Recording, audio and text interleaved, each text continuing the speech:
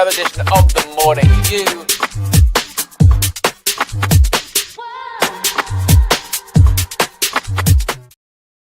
Rumours ain't going away, man. The rumours ain't going away. Let's be honest. Mainoo could find his way out of Manchester United in January. Apparently, there's loan offers on the table already. There was reportedly loan offers on the table at the end of the summer. They said that he couldn't leave. They kept him. I think that Man United kept him because they couldn't secure somebody else. And what I've found amazing is how this has sort of divided the fan base. Some fans saying, listen, 20-year-old kid, so what? Get in there, work harder, train harder, like force the door down, kick the door down, play instead of Bruno, play instead of Ugarte. You know what I mean? Play instead of Casemiro. And there's other people saying, this is another reason why Amorim shouldn't be here. One of our best, most talented, gifted midfielders is being forced to the bench. And the answer is probably somewhere in the middle. But the fact is that Kobe still finds himself in the same position. And it looks like there's loan offers on the table, with Manchester United also exploring what it looks like to get Adam Wharton as well. So we know about the Belabor stuff. The Adam Wharton stuff's kicking up, as is a lot of rumours around him. That's another reason why you're looking at Kobe's future going, what does it look like with the type of people that Man United are interested in? Let me know in the comments what you think should happen in January. Should we be letting him go, or should Kobe wait and look to AFCON to get an opportunity when Bruno goes one forward, maybe, because Mbumo's not there, Ahmad's not there. It just opens up the squad. Or does he just get the hell out of here? Let me know what you guys are saying in the chat. Smash a like on the video as well. Subscribe to the channel if you are new. There's going to be Mainoo. There's going to be Wharton. There's going to be Marcus Rashford has spoken out about the mishaps at Man United. Thomas Tuchel's had his say on Rashford as well. And, of course, maybe a little bit looking into what's going on with Liverpool. Yeah, just a little thing called Liverpool that we got to do. But there's loads going on, Owen. Yes, there is indeed loads going on. Good morning. Be sure to smash a like on the like button. Be sure to subscribe to United View if you haven't already. And Flex, yeah, they call me the king of the segues, right? You know, and obviously when we talk about the segues, talk about Optimum, and really you want to be looking your best. That's what it is, yeah? You want to be looking your best. One thing is you don't want to be looking, yeah, Flex? You want to be looking rough. you don't want to be looking rough. You want to be She's there. Optimized, yeah? Roll VT. Today's video is sponsored by our friends at Oxford Natural and their all-new natural supplement, Optimum Day and Night. Thousands across the UK, USA, and beyond are smashing their health goals with Oxford Natural. Optimum Day gives you steady energy, curbs your cravings, and keeps your metabolism firing all day. Optimum Night helps you relax, get restorative sleep, recover, and keep burning fat while you rest. It's not a magic pill, but it will help you reach your health goals. Check out some of the incredible results. Two of our own, OWEN, lost over 100 pounds in 10 months, and KG dropped 30 pounds in 4 months. In 8 months, football legend Michael Owen lost 35 pounds, and Robbie from AFTV, Don Robbie, lost over 80 pounds. And in 6 months, Anita, an award-winning immigration lawyer, lost 44 pounds, and Linda, a law firm executive, lost over 50 pounds. No gimmicks, no needles, just results. Oxford Natural, let's get to work.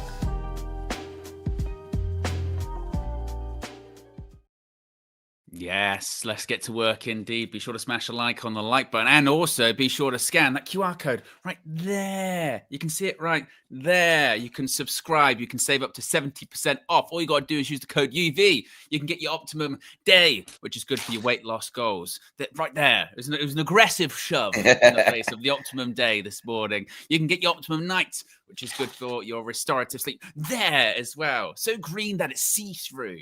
And you can get them individually or combined. You can stack them any way that you please. All the information is in the video description below, and you use the code UV. Subscribe, save up to 70% off. Flex, Cobby. I tell you what. Whoa! Hold on, wait a minute. Wait a minute. What? Hold on, wait a minute. Yes, Cobby. It's a good segue, isn't it? It's a great segue, but we're not just gonna act like we didn't just see a little puppy on our screens. A lot of people are saying UV mascot and this, that, and the other. Someone said, "Oh, Cocker Spaniel, etc." I'm not a massive dog person of knowing all the different names, but that looked like a really cute dog. Big up the dog. Just sitting on your lap there, sleeping. Look at that, knackered. Wow, literally knackered. Is that what puppies do? Oh my gosh, she's literally not woken up by you just talking like she's just kind of sleep a lot. Yeah, that's mad. Till she starts moving crazy. Yeah. What's it going to be like on the match views when you like, they've done it, they've scored? Dog's going to be going mad, jumping up, or Well, we'll find out. You know what I mean? We'll find out. Those things maybe I didn't necessarily consider. You know what I mean? Yeah. But Crisscross saying watch some cables as well. Yeah, exactly. But she's fine. She doesn't really do that much. Copying Arsenal with wins a show. We're trying to get one called Win. She's just obsessed with just my slippers. That's about it at the moment. Yeah. And doesn't like I don't know what it is with puppies. They don't like wooden flooring. Don't like wooden flooring. Or scared sort to of, walk on it, huh? Or don't like it at all. So I've had to put like rugs down everywhere just so they goes into the kitchen. Like a little track. Yeah, literally. Oh shit. But yeah. So she's doing what most people do, which is sleep through the morning view. Dynamite entertainment. Yeah, she's like, this is boring. I'm going to bed. Exactly. Well, I also thought, you know what? Watching these Man United matches, you mentioned the match view, very often through it, I go, I tell you what, I can't watch this. This is boring. So I thought I'll get something else to entertain myself. You know what I mean? During the match. Get a dog. Play with the dog. Keep you on play your with the dog toes, for a bit. Yeah. Get more out of that than watching our performances. So love that. Well, we will be watching, the journey of the little dog there. So yeah. Big up. Yeah. And Lilio, I don't have a new camera. I'm just in a different room because of the dog. I had to move to another room from where I would usually my studio is, and for some reason the lighting's just better.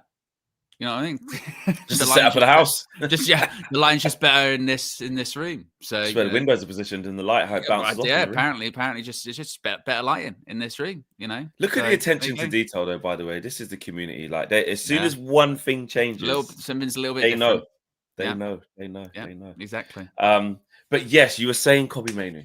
Mainoo, yes, we hear more about him possibly moving out on loan. Fabrizio Romano put out something yesterday. I think this was in his YouTube video or something.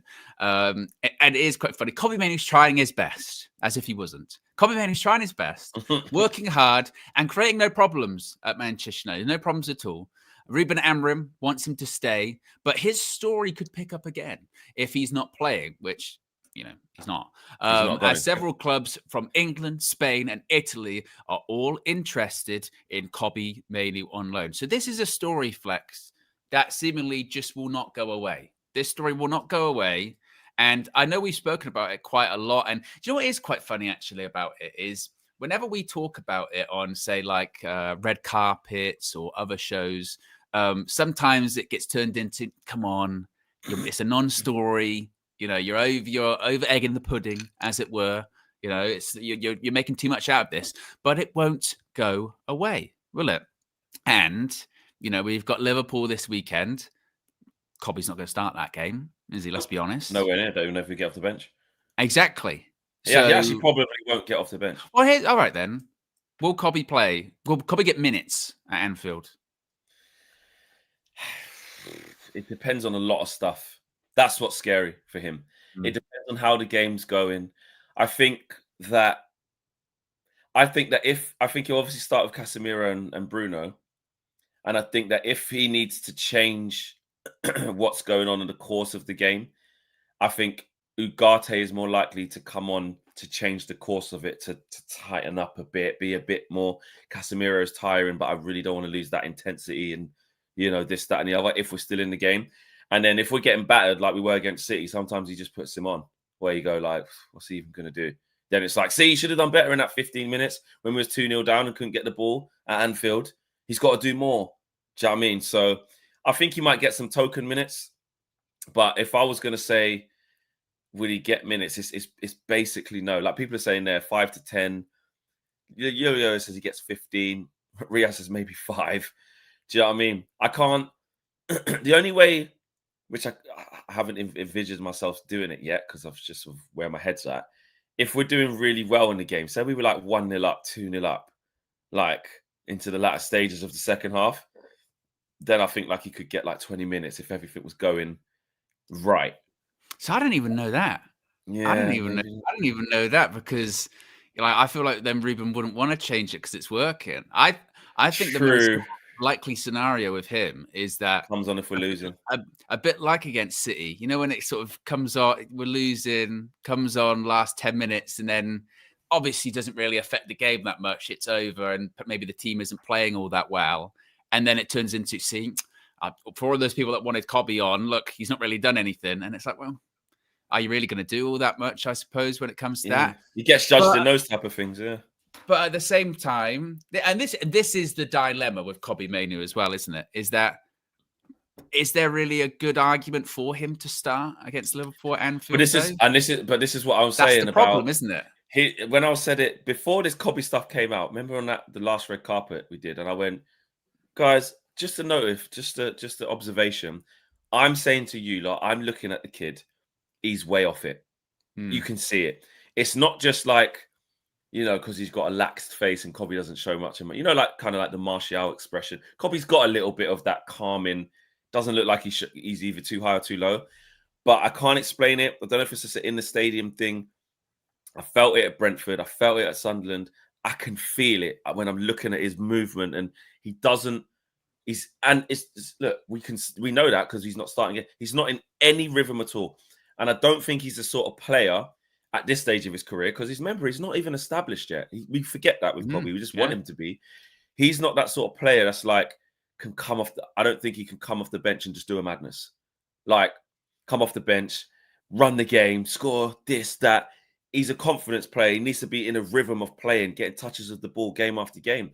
And obviously he's not going to get that under this manager, especially in this period. We know that. So you're right.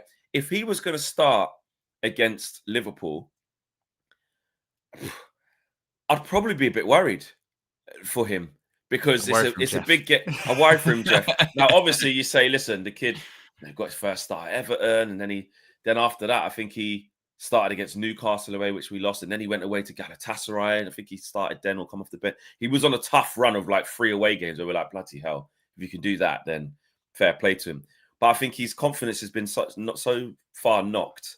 But because he's got great ability, you can't put it past him sort of, if he did get that vote of confidence to say, do you know what? I'm going to do something mad. You're starting at Anfield. He also possesses ability to be able to be calm enough to actually deal with it at the same time. So it's kind of like a 50-50, but you're right. This version of him, it just feels way off it. It just feels and also in Ruben Amorim's system, isn't it? It doesn't really allow for Cobby to start because, as you sort of said, you compete with Bruno. Bruno's going to start, you know. And when the team news comes out, I think we've got relatively good at predicting Ruben Amorim's starting 11s. He always throws in at least one kind of curveball that you didn't necessarily expect. You know, a bit like when we played Chelsea and the back three was De Ligt, Maguire, and Shaw, and everyone went, I didn't think he was going to do that. Yeah, he does do that sometimes. He occasionally does that, but the curveball isn't Cobby starting. You know, if there is a curveball at Anfield at the weekend, it won't be Cobby starting because, like I said, he's competing with Bruno. So, all right, Bruno's going to start. He's not going to play him alongside Bruno. And even if he was thinking of that, he's probably behind Casemiro and he's even behind Ugarte in that sense to play alongside him, you know, in that midfield. So he's not going to start. And then that's when, bringing it back to this story about the loan offers, that's why it's not going anywhere, is it? Because when the big games come and his minutes are limited, clubs will start to sniff around. I wouldn't be shocked. I mean, we kind of forget, don't we, that in the last, week of the summer transfer window, he asked to leave on loan like 3 times. Yeah, he wanted to go. like 3 times, separate times when, you know, I'm seeing my minutes are limited here. Can I just go out on loan? I really want to play, and I've got World Cup coming up at the end of this, you know, the season. So I really need game time. Nobody's safe in that England squad as well. So I really need to play. And it was no, you know, we don't have the sort of depth for that. We need options. All right, okay, fair enough. But as time goes on and you're not going to play even more, that's why I say that. I genuinely think there might be a situation in January, which is if we get a midfielder in, then he might end up going out on loan. And I don't even think that necessarily means, he goes out on loan and that means he's never going to come back and play for Manchester United again. I think it might be a thing of just, his numbers are a bit limited, his options, a bit limited at the moment in terms of minutes. So he went out on loan. Hopefully next season you're playing in the in European football. Maybe even Bruno's gone by that point. I know in this international break, Bruno's kind of played that noise down a bit, but you never know. And then maybe it's a completely different picture. Maybe we've got a different coach by that point. A lot can change in the space of 6 months in football. So I wouldn't be totally shocked if that scenario happens in January. And I think he might, and his representatives, I think they might be a bit more. They might actually push, a bit more forceful about it. Well, I think you've got, and the problem that they've got, I say problem, it's not the problem that Man United have, because again, some people see it as all right, if you don't want to be here, this, that, and the other. I get all that. But the issue now is that Kobe and his representatives have a bigger sample size to go off and say, right, here's the first game from August the 17th or whenever it was that we played. Yeah, they were kind of predicting the future, weren't they, a little bit, Exactly. And you go, right, we're now here in, January the 2nd. He's played a grand total of X amount of minutes. 200 minutes. This amount of starts. 200, but these amount of starts, this, that, and the other, which is what we thought would happen. We've got more grounds now where you said you'll get opportunities, this, that, and the other.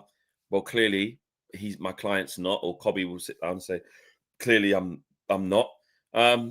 So, I gave it a try. I've been working in training. Obviously, again, I'm not surprised, or it's not news to me, where we saw the thing of Kobe's training really hard. He's trying. He's not a problem around the play. Of course not. Kobe's not and this was the problem, though, wasn't it? Not that we needed any reports to clarify that. Well, I know we don't believe that. But some people were trying to go down the road of, and I remember the caller on TalkSport, and I had to push back. And it's like going down like he's just another bad egg, all about himself, and that pushback was like, no, shut up and work. Like, no, you're not, like he's just this bad egg. And it's like, it's just not true. I just don't believe that's true. Like, he just wants to play football, and actually he's showing ambition for wanting to play, not just sit in Man United, picking up a paycheck, happy to be there. He's had a taste of what it is to get near the top of the game at such a young age, or some extreme highs, a European final and an FA Cup final. Wow, that's, some people don't get, most players don't do that in their whole career. Playing an FA Cup final and European final, especially in the same season. But in terms of even in their whole career, some players who are even quite decent, good pros don't get the chance to do that. And he had a taste of it in his first, not even full year. In his first breakthrough season, he had a taste of it. And he wants to keep pushing on so he doesn't end up like this. Because really, the neutrals all say, what's going on at Kobe Mainoo? What's happened to him? Like, if he doesn't move, he's going to become that forgotten guy. Remember that guy where he used to be good? You know what I mean? Yeah, I mean, I think, like I said, I mentioned this before. I don't get this. And the problem is now it's going to come across as, you're Mainoo FC or you're Player FC. But this is when I go back to talking out both sides of our mouth. We criticize players for just being happy, just to sit around on the bench, take a paycheck. I don't really, I don't care how I'm at Man United. I've made it, this, that, and the other. Then a player, goes, look, I'm not getting minutes. I don't want to leave permanently. I just want to get minutes under my belt. It's not as if he's bashing down the manager's door, going, play me, otherwise you're going to get the sack. It's not that. That's player power. Media stuff, all these leaks. That's player power when it becomes, well, if you don't play me, you're going to go, that kind of stuff. It's not that. We're angry, just to clarify, we're angry with a young player because he wants to play football. Are we what are we talking about here? He's not like holding Man United to ransom, I don't think, or anything like that. It's not like a Pogba and Mourinho situation where it's become toxic. It's exile. Not they that. Hate each other. This, that, and the other. It's not that. I just see it as it's a young player who wants to play. The manager, for whatever reason, can't fit him in the team at the moment. So the best course of action should be that if they can get a replacement in, then he should go out on loan and then reassess at the end of the season, hopefully. By that point, maybe people have moved on, whether it be players, coaches, or, Cobby plays so well wherever he goes that it's impossible not to put him into the team. I don't know. But I really don't have a problem with a young player wanting to play. Like, I really don't see the issue behind that. So yeah, we'll see. I just think this is going to rumble on. This isn't going anywhere. It's not going to get resolved until January. But I think it'll be much louder. Do you think he just goes now? I do think the only way he goes is if they get another centre midfielder in there. Yeah, I think so. Which is weird because we still don't have that many games. But you can't really afford to leave yourself short with Casemiro, who's obviously older, who can't complete all the games. And then you're very limited in Ugarte in terms of what he can do, the different types of games, because there are still games. So it's kind of like, it's a bit of a tough time for Cobby because you're just there in case I need that time. Like the Burnley game's a perfect example, right? I need you then. Something's happened. Yeah. This ain't the right game to bring on Ugarte at halftime. It's the right game to bring you on. But that will happen like another 3 or 4 times out the whole season, depending on the games at home that are all right. And you can come like on Savage there. says here, he goes, Owen, we're weak in the midfield area. What if our players get injured? Well, that's why I literally just said, if we get a replacement in, then I think he'll probably end up leaving on loan. He's not been allowed to leave on loan because, as we've seen, like we're an injury or a suspension away from him getting some more minutes. The problem is that it's not happening as much. We're playing less games, so the likelihood of it happening is less. There's not as much of a reason to rotate. So forget injured. What if get a replacement? I mean, I can't stress replacement enough. Replacement. That's why I said that if the Conor Gallagher thing happened at the end of the window, then he might have left on loan. I really do think then that might have happened if they could have got Conor Gallagher in and then Cobby might have left on loan. But I'm not saying let Cobby go out on loan and just no, don't get fucking anyone else in. Don't bother. Yeah. We're so packed. We're so packed out with midfield. Of course not, because as we've seen, injuries or suspensions, it changes things. But I don't think he will want to be in a situation where he's an injury or a suspension away from getting minutes for Manchester United. I think he wants to be more regularly involved. I don't think he wants to be sort of in this hypothetical scenario again, going, wow, if I get some injuries and some suspensions, and then I'll play. But even if that happens, once the players are returning from suspension or injury, you kind of feel like they'll probably go back in and Cobby will drop back out because it's just, if he, let's say Casemiro suspended, Ugarte's injured, Cobby plays alongside Bruno. When they're back, the likelihood is Cobby will drop back out. That'll be the likelihood. He'll be a placeholder for a couple of games just to kind of get through. But once they get back, then they'll go alongside him because Ruben thinks he fits better. So it's gonna be a thing. It's gonna be a thing till January, and I don't know. He might just end up staying the whole season. Can I just think overall, and I know, listen, some people don't care. I just think Cobby's going to leave in general, like just I don't think overall. I end of this because you're saying that Ruben will probably get sacked and stuff like that by then. Yeah. I think I've been thinking in the international break how I think it's going to go, and it is easier to do it because there's no game, so you forget the 2 losses in a row. What it feels like, you forget. Yeah. So it's, do you know what I mean? Or you forget the 3-0 at Anfield, what it actually feels like. This is the calmest United fans have been for a while, actually. 100%. Because we won that game going into the break. Sonny Lemon, Sesko. It was all that little positivity. Yeah. All the spotlights kind of, Liverpool, what's going on there? 3 on the bounce. All of this stuff. And it just feels a bit weird. Mate, Thursday, when I do the previews of AGT and you start, it all feels very real then. Because all of the twerking videos and having the fun with the Salah, got the same completed dribbles as Bayern. All of the stuff we've been doing, it does have to stop because we have to lock the F in because we are going there. And we know what it usually means. Although, like you say, last 2 years, they actually haven't beaten us there, which is, we haven't won, but it's felt like 2 wins in the last 2 years. Yeah. It really has. You got criticised for celebrating one of them, didn't you? Remember that? How dare you? The 0-0 one. How dare you celebrate? I look back at the clip and I do listen. when you're in the mud, it can look, if I was a neutral watching that, if that was Arsenal in the mud times and they got, well, that's what it happened with Arsenal, didn't it? When they celebrated the City draw. Exactly. That to this day goes viral, doesn't it? Beggars can't be choosers. And to be honest, we're it's so over. shit. Yes. Come on. It's not a win, but it's a fucking good effort.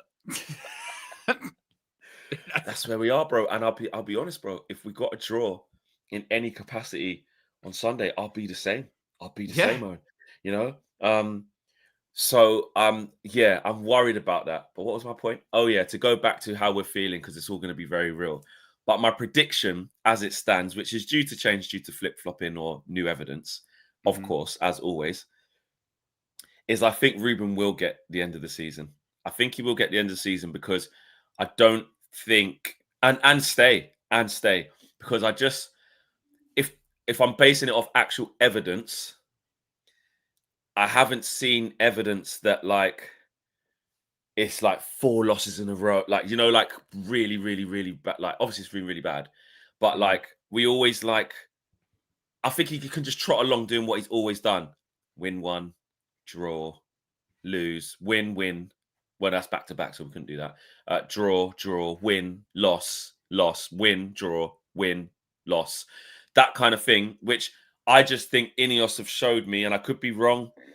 I think they've just shown me that, like, yeah, we just understand that's going to be tough. So if you are 13th again, I know you're like, if they don't get Europe and they see it, they'll be like, nah. But I think he'll stay, and I think people like Cobby off. Well, this is maybe when it goes into the next part then. So with Adam Wharton, with all of these links to Adam Wharton, is this maybe why you think that Cobby could be leaving, I suppose, because this won't go away. Now, Romano also said that Man United and several other clubs appreciate Adam Wharton. Crystal Palace obviously want to try and keep him.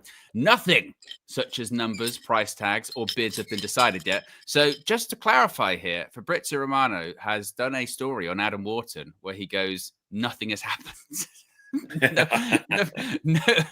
Nothing, numbers, price tags, bids, anything like that's been decided just yet. So nothing. Bit of an update there from Fabrizio. Right, on to Rashford then. Wharton, nothing's happened. So it's the same. I mean, look, I spoke about Adam Wharton yesterday because there was a thing in the Daily Mirror a couple of days ago saying, Man United 60 million. Really, we're interested, aren't we? I think it's that. It's the same thing of like when it was beginning with Mbumo and not Mbumo, sorry. Cunha, started from quite early. And then it was Mbumo almost straight after. We're interested, as are loads of people. Yeah. I think when you hear Steve Parish talk on TalkSport, he's a very honest chairman. I mean, we know how Crystal Palace are run, and I think he didn't say anything we didn't know. Adam Wharton, when you hear him speak as well, when he's been in England camp, you get an insight into the type of like guy he is. Really low key, chill, not interested in none of that. And I think Steve Parish is so right when he talks about the group that they've got at Palace.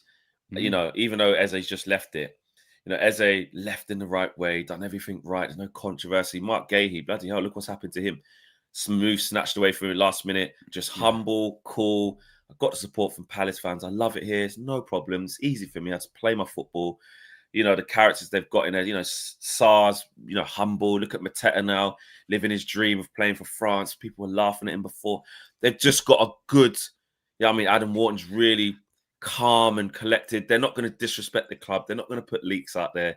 When their time comes, their time comes. So, but you do get the impression like Steve Parish must know that like there's going to be a lot of turnover here in the next couple of years because Wharton's going to go. Mateta might be one of those ones that ends up a bit Jamie Vardy-ish. Maybe stays there for a little bit longer. Oliver Glasser's going to go. Like, his contract's up at the end of the season. Like he's going to go. So there's going to be a lot of turnover. He's going to go, maybe even January. Mark Gahey's going to go. So there's going to be a lot of turnover there, which, if anything, maybe does strengthen the resolve a little bit with the Wharton one because they might go, look. Get Mark Gahey's going to go. Glasner's going to go. We just lost Eze season before we lost Elise. You might be the one to sort of stick around for another year if you want. It might be that. It could be. And I just think, if anything, forget January. For me, there's no way he goes anywhere in January. Unless their season went to shit and they went out of that Conference League. It got finished in the top 8/24. Unless it went to complete shit and they went out of that. It's all going to pot. they're low down in the league, but I think they're just too good a team and too good of a manager in Glasgow for that to happen. So yeah, I think nothing to the summer. I think we leave that alone, which is why it's interesting to see what we do in January, if anything. January's going to be really, really interesting to see. I can't see the likes or anything because YouTube's still doing that thing for me. I can. We have over 750 people watching. We've got 158 likes. It's got we can go higher. We can go better, further, faster, bigger, stronger. So if you haven't already, click the like button. Let's see if we can get to 300, 400, 500. And also be sure to subscribe as well. We've spoken about Cobby. Can be a bit divisive at the moment. Spoken about Adam Wharton, maybe less so. I think we should next go something that is not divisive at all. It doesn't get a lot of people talking, doesn't get a lot of people upset and angry. And that, of course, is Mr. Marcus Rashford. Rashford's been talking. Say not our players, technically. Well, he is. Technically he is, but they're like, no, he's never come back. Do I talk about it? Technically, he still is. He's been talking on international duty, as has Thomas Tuchel been talking about it. So he's done this interview with ITV. England play tonight. And he's done the interview with Gabriel Clark. And the Gabriel Clark, Gabriel Clark ITV, by the way, interview means this is how they always start off Gabriel Clark ITV interview. Starts off, camera's a bit out of focus. They're setting up the camera a little bit. Camera's setting up a little bit. Zoom in, zoom out. And they go, you ready? He goes, yeah. Right. And then he goes... Love it. Iconic. Yeah. Then it'll be like one question. You go, in a word, describe playing for England. And it'll be like, epic. And then it's highlight of Marcus Rashford. Marcus Rashford scores. It's always the whole thing. So he's doing this interview with ITV. And he says, I feel like I've been in an inconsistent environment for a very, very long time. So it's even more difficult to be consistent. I think consistency is what I need to bring to my game. And I'm looking to do that. So the environment that he's been in, Flex, not a consistent environment. I mean, he's got to be referring to, of course, Manchester United there. Maybe. He says, in order to be consistent, you need consistent variables in your life and in the way you train, which is a bit of a crazy sentence, actually. In order to be consistent, you need variables, which are things that can change to be consistent in the way you change. He says, I have to look forward, and that's definitely one of the things I want to put right and improve on to be at my best more often. Now, Thomas Tuchel has been talking about Rashford, and anyone who's been following England recently knows Thomas Tuchel, he's not afraid to say anything at all. Even if he's just slag off the England fans, he don't give a shit. He says, Rashford, his ceiling is very high, perhaps higher than others. He has potential, but the word potential is dangerous in football. You have to consistently reach your personal best. It's not just about talent, but can he prove it at the club and international level? Marcus can be one of the best players in the world with the quality I see in training. He's excellent at shooting with both feet and his head, fast, strong in the air. So where's the limit? There is no limit. But his numbers don't reflect his potential. He needs to work harder to be impactful in creating and scoring goals. And that's the England manager saying that. Now, I remember a time in which if the Manchester United head coach said that, how dare he throw Marcus Rashford he would have got, that would have been a massive. You know what I mean? You can't say that. If Ruben said that, forget, I get obviously he lost loads of games, so no one cared. But if he said that, game over. Well, he said the thing about the goalkeeping coach, to be honest. You know what I mean? If Ruben said that, or Eric probably wouldn't. He always protected Marcus Rashford to the end. To be fair. But if Ralph Rangnick said that, or Ole Gunnar Solskjaer, you can't talk about players like that. Potential. How old is Marcus Rashford now? Is he 27? 27. Yeah, I want to say 27. I mean, we're talking about potential here. I mean, we should be hitting peak level, should we not? I mean, we're still talking about potential with Marcus Rashford. To be honest, when I saw these, I don't know what you thought with the quotes from Rashford and the later part about Thomas Tuchel. When are you sort of going, well, I haven't been in a very consistent environment for a very long time, and that hasn't helped things. And it's one of those ones, isn't it, where it is true. Yeah, it's true. Man United is not consistent. Obviously, Look at the upheaval over the last decade, whether it be managers, whether it be executives, ownership, obviously the players, there's not consistent. Consistent is not a word we associate with Manchester United. But also there still has to be a level of accountability there, doesn't there? There still has to be this, all right, the environment wasn't great, but I've also, I've had my own fair share of problems and issues that have not been related to environment, that has not been, related to how much of a shit show Manchester United is. Was how much of a shit show Man United is responsible for him going out on the piss in Belfast and then not coming into training the next day? No. If anything, maybe you could say maybe the environment is a problem, that it not encourages that, but accepts that, or just goes, oh, is what it is. And the manager at the time, Erik ten Hag, remember you having the argument with KG? He was like, well, he's going to be in the next game, and or the game he was punished for was like Newport, and you were like, you can't punish a game that. If you afford loads to miss of things it doesn't matter if you miss that game, basically. Yeah. Then there was the bus one where he's late at Wolves and he come on at half time. Or there was after one of the Manchester derbies, I think he went out and they had words and stuff like that. So like. Obviously, the environment, yes, problem. Yes, not consistent. And yes, maybe because of those issues, it doesn't get the best out of players. We know that's not anything new. But there's also a fine line of accountability. Just if you're not in the best environment, you can still act professionally. You can still, show up. And you can still put in effort and not sort of walk around the pitch and sort of shrug your shoulders quite a bit as well. So goes both ways, doesn't it? But this is always the problem, as we've said before, when Marcus Rashford talks, is that it just generates mess.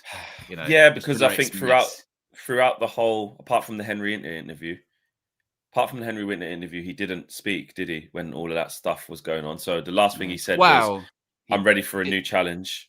He did before the Henry Winter stuff. He did Players Tribune, didn't he? He did the Players Tribune thing, and that was that Gary Lineker. Oh no, that. But that's what I'm saying. And that was a disaster. That was a disaster. But I mean, after the Henry Winter thing, when he made it clear that like, I'm ready for a new challenge, like I'll let you know. Like he didn't. That was it. He was out the limelight, out of sight, out of mind, in no training, Well, I think he was training with the team, wasn't he? He was training with the first team. He wasn't isolated from that, but he was not in any matchday squads.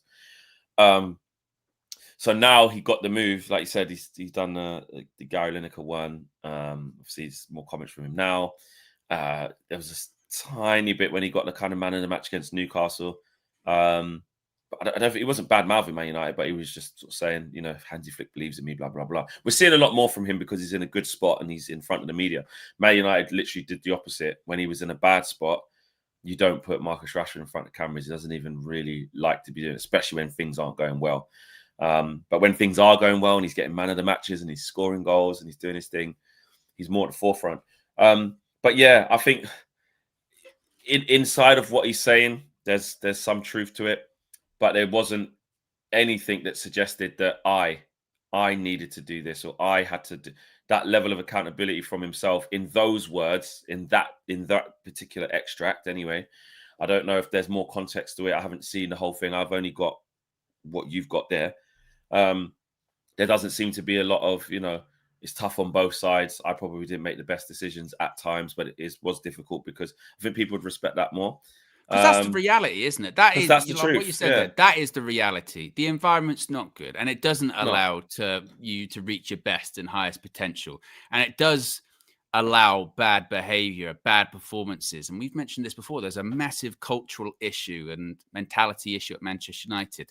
But also, these players are not innocent. They're not just like, oh, wow, I just got swept up in it. Z says here, Owen, how can you show up when the players around you are shit, and Owen, and the coach isn't good? Well, because Marcus Rashford has showed up when players around him are shit and the coach isn't good. With Erik ten Hag, for 2/3 of a season, he was brilliant. And then when it was the same coach, same players, next season, disappeared. So what happened then? So, the problem is sometimes when we talk about individual players and what have you, you get people that are fans of individual players, so they'll back them to the hilt. But, Marcus Rashford, regardless of coach or regardless of teammates, has done that. You know, he's been up and down for his entire Manchester United career, which is, again, he's well, it's what Thomas Tuchel's saying. Yeah, and he's preaching consistency, and he's saying that's what he needs to get, and he's right. He absolutely does need to get consistency, and that's why a move away was absolutely the right thing for him, because Marcus Rashford and Manchester United, the relationship, it was over, wasn't it? It reached its natural conclusion. We don't like to see that because he's an academy player, and obviously because we're so, it's ingrained in us with like class of 92 or whatever, whether it's Gary Neville or Paul Scholes, Ryan Giggs, you know, these players that start at Manchester United, come through the academy, and they stay their whole career, and we're like, yeah, one club player, that's it. It's rarer and rarer nowadays, isn't it? You know, you come through the academy, you play for a long time, you might not end up finishing your career there. Things change. Environment doesn't work out. It's a bit of a toxic relationship. You're not good for the club's not good for you. You move on. And whether or not he's going to be a success at Barcelona, I still think it's a bit early to say. Obviously, he's got a couple of goals in the Champions League, and he scored. But Barca lost the other weekend, didn't they? They got like hammered. Yeah, he scored in that game. Sevilla, I think. Yeah. So he is, he is scoring goals and what have you. He's playing well. He's confident. Manager likes him. He's fitting in well. He's playing well. I think because the other part will be, wasn't it? I think the more cynical United fans will go, "Well, look, we've seen that before, you know, of him having these purple patches and what have you." My hope is that he continues to play well. Man United get their money, you know, 40 million pure profit. That means we can go out and spend. What we end up spending it on, I don't know, but you know, we still need the cash. So yeah, but Thomas Tuchel, when he's saying he can become one of the best in the world, can he? Do you think, Flex? Can he be the best in the world? I mean, in that purple patch, his numbers were up there, weren't they? But it's a purple patch, you know. Yeah, so I think difficult to say. I think Rashford.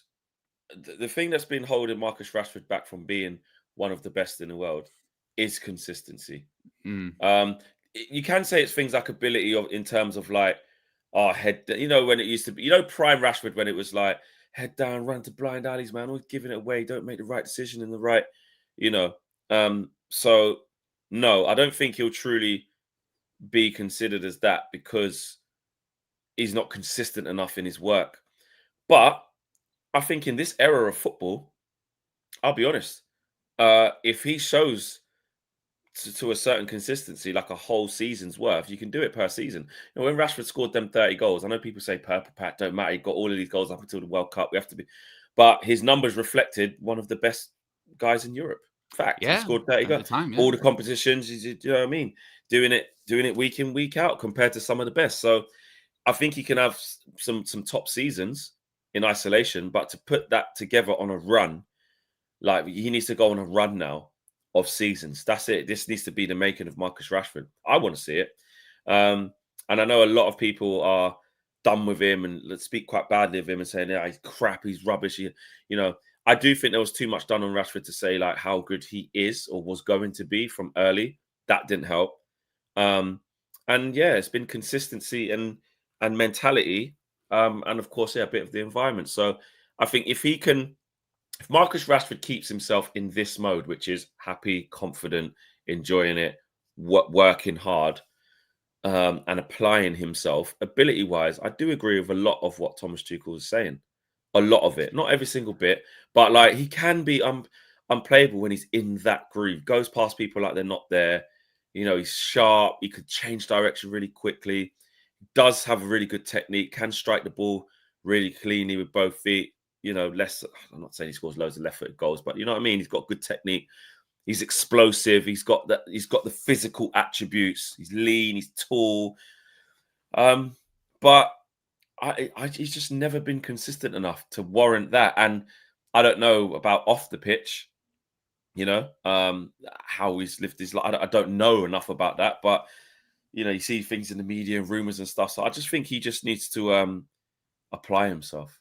Apply himself better. I think also as well, I think it does help that, you know, at United, whether he had, you know, aimed to do that or whether that was the club or whether that was the media, he had become a bit of the poster child for Man United, kind of like the face of the team, Marcus Rashford, Manchester United. That's not the case at Barcelona. You know what I mean? He's not the face of that team, of that club. You know, obviously you've got Yamal, you've got Rafinha, you've got Lewandowski, Pedri, and I think that does benefit him, because obviously, look, playing for Barca, the expectation of that fan base is massive. It's huge, but he's not. You know, but I don't think Barca are looking to him the same way that maybe Man United were looking to him, being like, "Oh, you've got to bail us out every single game and this, that." And I don't think it's that at Barca, which I think will benefit him as well. Exactly. The pressure's not, well, the pressure is the same, if not more, because it's Barca. But in terms of, like you just said there, being that guy. But he's getting a lot of games, you know. Yamal's injured again, you know, problems there. So I'm saying, people saying he was going to go there and not play, and he's going to be some bench warmer. That's playing all the games because of injuries, and then now good form, where he's like, he's doing the business. The coach really likes him. Keegan's been a member for 39 months. Big up to you. Says, so consistency was the problem, not the disappearing act. It's always everyone else's fault. The environment is a reflection of his attitude. I'm not saying it's all that. You know, like I said, he's made some bad choices as well. You've got to take accountability. I agree with you, Keegan, for sure. Eminem says, did he not take accountability, put things right? When talking about life and training, I need to add consistency. His consistency also correlates with our league positions, i.e. when he's more consistent, we were probably higher up versus when he wasn't as well. So I just, look, for Rashi, I just wish him the best, man. I don't want to see him go out like that. I know he's got talent. I don't think he was ever going to show it again at Man United. A mixture of bad decisions, needing to get away, needing a fresh start. Yeah, we just need to break ties and let him go and have his career, and we build without him. Yeah, and I think also as well, I just think, like I said, the relationship between Man United and Rashford becomes so bad that even when like these interviews happen, I think it generates this, doesn't it, with a bit of eye rolling and a bit of like, oh, you know, and that's it's not the answer that everyone wants to hear, because people want it to be, you know, a situation where it's because of this, it's because of that. The reality is, like you said, it's a mixture of things. He hasn't helped himself, and the club hasn't helped him either. And you know, the maybe the frustrating thing is you would probably rather he do this interview, talk about Manchester United, but he's a permanent Barca player, so we don't really have to deal with it. The fact that we're still kind of half in, because he's still technically our player, and he's talking. But he's never coming back though. I think we all need to. So. Barca will make that permanent unless there's a catastrophe. I really do, because actually him being available for like, what is it, 30 million as well? Is it 30, by the end of it? I think it's like 30. I don't think it's 40. I think by the time it actually happens, I think it might be a 30 million option. My option, what is it? Someone's saying it's 25. It's getting lower and lower. Yeah, that's what I'm saying. It's like it ends up being like a bargain chance to sign somebody of the quality of him, where you go, even if we do sign him on a 4-year deal, you know, it ain't that 25 million. Don't work. You buy Marcus Rashford, 25 million quid. 25 M's, bro. It's a no-brainer. You may as well just for squad depth. It's a no-brainer. They'll do that. They'll do that. Yeah. Just to finish off, I think this is a good question. Z says, question for you both, Fetzer. Would you both say Cunha and Mbeumo have been an upgrade on Rashford at the moment, and will they? As for right now, too soon to say. I think too soon to say. I think, like I said, Bryan Mbeumo, I still really, really like that signing. I think even on his worst day, or even when he's not playing particularly, he always looks like he's going to create something. And I think he's actually quite consistent in terms of, like, you know, delivery, creating chances. I think he's a top player. Cunha, jury's a bit still out on him, isn't it? Because he's actually lost his place to Mason Mount, and justifiably so. But I don't know if once a player's been here for, I mean, when did they sign? I mean, they've been here a few months. If you can say someone's an upgrade on someone that had been around for over a decade, the sample sizes are a bit, you know, because Marcus Rashford obviously has done more at Manchester United because he was there longer. Marcus Rashford has had better seasons than Bryan Mbeumo and Matheus Cunha has at Man United, because you can't really judge it right now. But I like Mbeumo. Cunha, I don't know, I worry for him, Jeff, but I am a little bit like, you know, Mason Mount fits into the team a bit better at the moment. Ruben likes him.